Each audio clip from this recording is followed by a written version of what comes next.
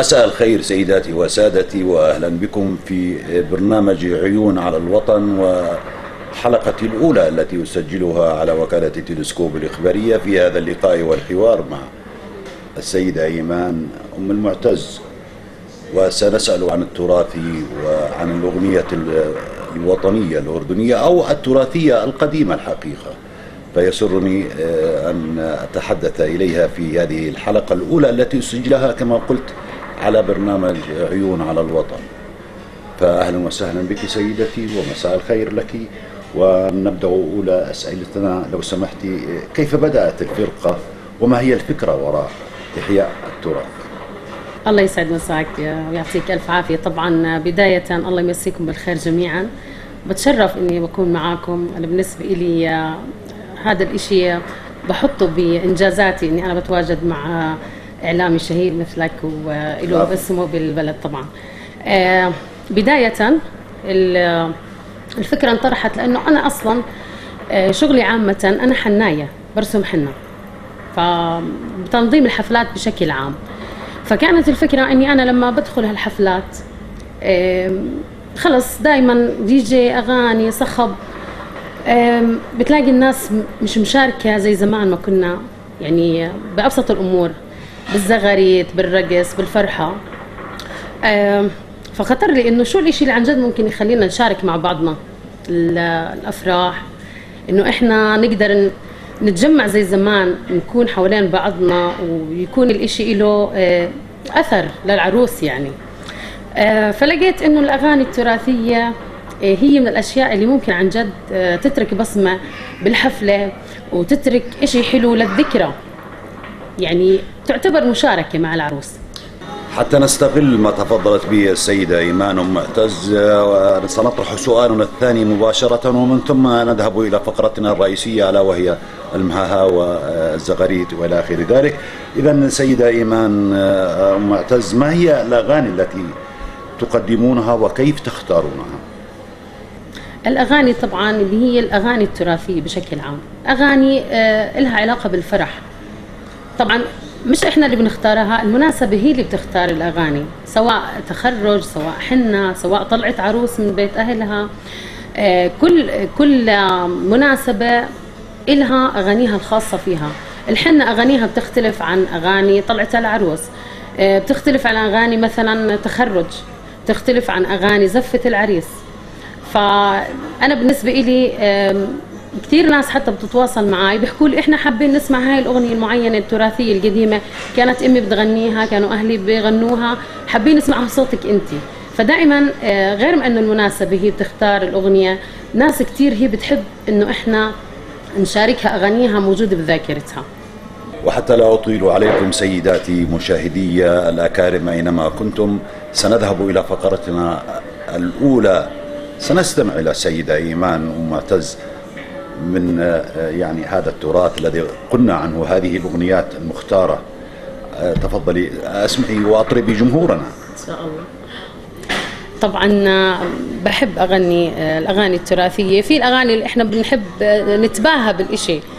مثلا خليني أعطيك مقطع اللي هو لفتحها بسوارة وكالة تلسكوب، لفتحها بسوارة مركز من أمارة يا دار العز ومركز من أمارة، لفتحها بالخاتم، لفتحها بالخاتم وكالة تلسكوب، لفتحها بالخاتم مركز من محاكم يا دار العز ومركز من محاكم.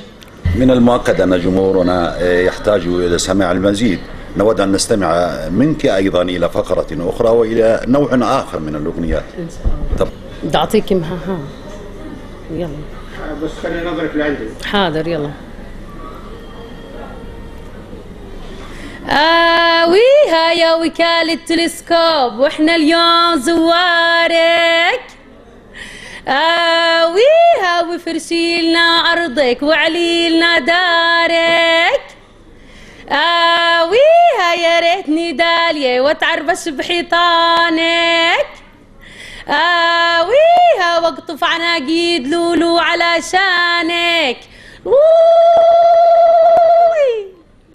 يعني وعودا اخواني واخواتي ومشاهدي ومستمعي الاعزاء اينما كنتم لاسئلتنا، فسؤالنا الاخر سيدة ايمان معتز، كيف تحافظون على التراث الاصيل في اعمالكم؟ وهل هناك اي تحديات تواجهكم؟ طبعا احنا بنحافظ على تراثنا لانه احنا بنحتاجه، فلما نحافظ عليه فهو يعني لازم انه احنا نمارسه، لازم انه يضل متواجد في حياتنا اليومية، باحتفالاتنا، بتعاملاتنا، لانه هذا اشي معروف، هو موروث من اجدادنا من زمان، يعني سواء بافراحنا باحزاننا بتعاملنا مع الناس زي ما حكيت، فطول ما احنا بنمارسه فاحنا بنحافظ عليه. فهو يعني بالنسبة للتحديات أكيد في تحديات، يعني أول إشي جمعه مش سهل، وإنه ينحفظ بالذاكرة. أنا بخص الأغاني التراثية، جمعه بالذاكرة مش إشي بسيط، طرحه بأي مكان برضه مش إشي بسيط، بس أنا يعني بقول لازم إنه يتقدم بطريقة حلوة، وإشي يشرف بلدنا، وإشي يترك بصمة وأثر فينا.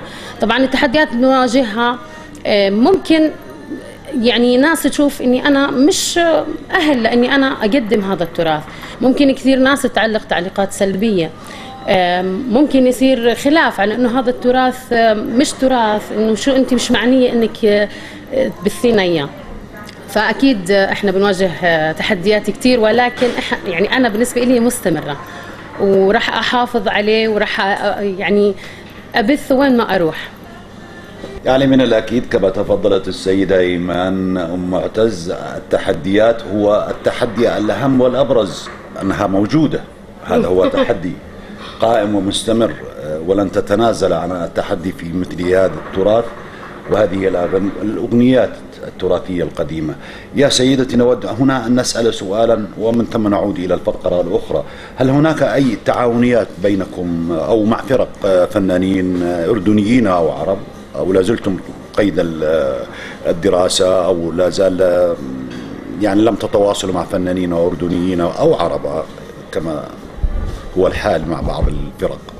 طبعا إلى الآن لا، ما صار بيننا وبين أي فنانين لا أردنيين ولا عرب أي تواصل، ولكن طبعا إلنا الشرف، وإحنا بنتمنى لو في أي جهة معنية لأنها تحافظ على تراثنا وتدعم هذا الاشي وتتعاون معنا بانه احنا نقدمه بطريقه حلوه زي ما حكيت، فبالعكس هذا اشي بشرفنا كثير يعني، واحنا بنسعى طبعا لانه احنا نتقدم ونتطور، ويكون هذا المجال واسع وتقديمه يكون بطريقه سهله وحلوه. يعني سيداتي وسادتي، فقرتنا او لا اصح حلقتنا مليئه، واليوم نسجلها امتدادا لحلقات سابقة قد سجلتها السيدة إيمان في محطات أخرى، ولكن اليوم تلسكوب الإخبارية تسجل هذه الحلقة من برنامج عيون على الوطن، ونود هنا أن نستمع مرة أخرى لتنوع آخر. تفضلي سيدتي حفظك الله. آويها تسلم يلي مجمعنا الساعة، آويها اسمك ملكنا عبد الله وبيدك خاتم الطاعة، آويها وحياة من خلى نجوم السما لماعة، آويها ما نقدر على فراقك لا يوم ولا ساعة، هي مالكنا يا كوم الذهب الأصفر، يا مالكنا يا كوم الذهب الأصفر، يلي يقولوا بالعيدة منك تحصر، يلي يقولوا بالعيدة منك تحصر، هي هي هي يا عبد الله يا كوم الذهب الأصفر، يا عبد الله يا كوم الذهب الأصفر، يلي يقولوا بالعيدة منك تحصر، يلي يقولوا بالعيدة منك تحصر، هي هي هي. طبعا هاي الأغنية أنا بحب لأنها بتنطلب مني كتير، فبحب أنا أهديها لجلالة سيدنا. آويها يا أميرنا حسين لا تعبس، آويها وافتح الخزانة والبس، آويها وشعبك وجيشك حواليك، آويها وارفع راسك بكل مجلس.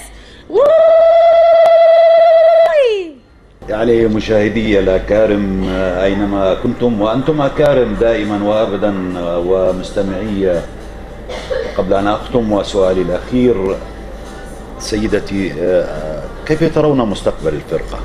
طبعا أنا شايفة إنه بفضل الله، طبعا دائما وابدا بفضل الله، انا شايفه انه مستقبل الفرقه رح يكون إشي كبير وله بصمه واثر بين الناس. يعني احنا بنسعى دائما للافضل، ما في حدا بحب انه يكون متاخر او يتاخر، لا بالعكس، احنا دائما سعينا للافضل وسعينا لانه احنا نترك بصمه باي مكان احنا بنروحه، باي حفله بين الناس. ان شاء الله انا بتوقع من عندي أنا معتز إنه إحنا بعد فترة رح نكون إشي كبير بالأردن إن شاء الله، وبرا الأردن كمان إن شاء الله. يعني السيدات والسادة، أعود إليكم دائما وأنتم المكرمون والأكارم مستمعية مشاهدية. نحتاج إلى أكثر من حلقة، نحتاج إلى أكثر من ساعات طويلة نسجلها مع السيدة إيمان أم معتز، ولكني في هذه الحلقة وهذا البرنامج، برنامج عيون على الوطن، هنا قبل الختام لدي سؤال آخر، ألا وهو: ما هي الرسالة التي تحملها السيدة إيمان أم معتز؟ ومن ثم سنستمع إلى الختام في فقرة غنائية تراثية تقدمها لنا. تفضلي. طبعا رسالتي لكل حدا بحب تراثه وتراث بلده وبحب يترك بصمة، انه يمارس التراث، يستمر بانه يقدمه بطريقه حلوه، حتى بحفلاتنا لو كانت فقره بسيطه، اشي نقدر انه احنا دائما نظهره وما نخفيه. يعني رسالتي هي بالنسبه لنا ما تكون فقط هي بس كشغل او كعمل او بزنس، يعني خلينا نحكي، لا انا بفضل انها هي تكون اشي دائما موجود، لانه هي اصلنا وتراثنا وهويتنا، يعني تراثنا هو هويتنا. طبعا انا راح اختم بشيء باغنيه للقناه، بس يمكن ما اذكر اسم القناه، بس راح اختم فيها.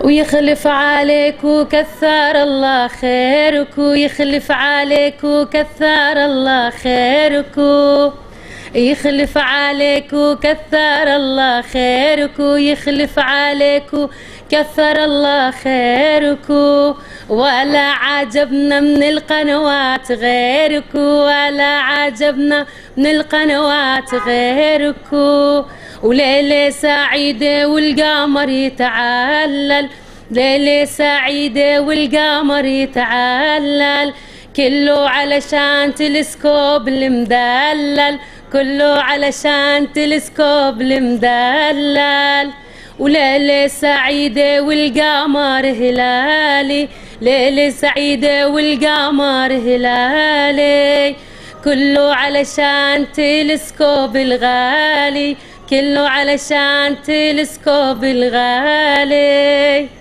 سيداتي وسادتي، وختاما من برنامج عيون على الوطن وهذه الحلقة، أود أن أشكركم جزيل الشكر وتحياتي لكم واستماع إن شاء الله بالسرور لكم.